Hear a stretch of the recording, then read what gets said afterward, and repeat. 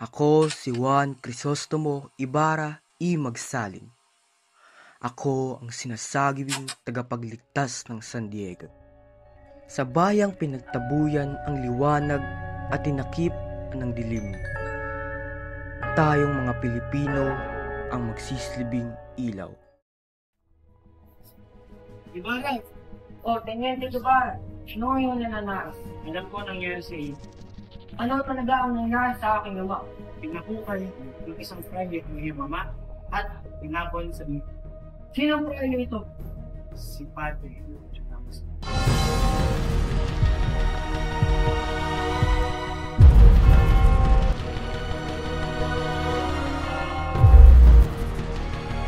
Crispin! Mahal ko si Maria Clara! Akin lang siya. Ano bang ginawa ng tatay ito iyo para babuhin mo ang kanyang bangkay? Mamaya ang pagpaparinig! Brian! Elias! Malalaman mo pa ang iba't ibang kaurihan na nangyari. Kayo! Magpapatay ko itong Brian nyo!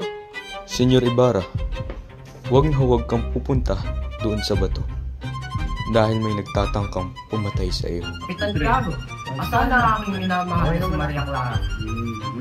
Yun ang narinig. Nais ko nang makita ang aking minamahal. Sa lahat ng pagkain dito sa Las Pilipinas, ang tinola ay mo'y delisyoso.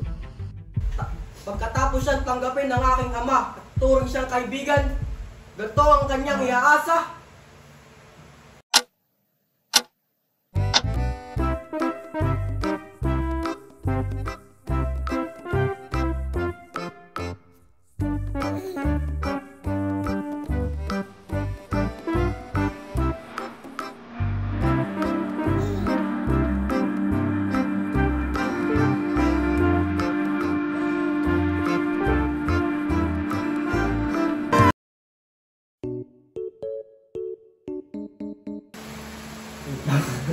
Sa lahat? Ulit.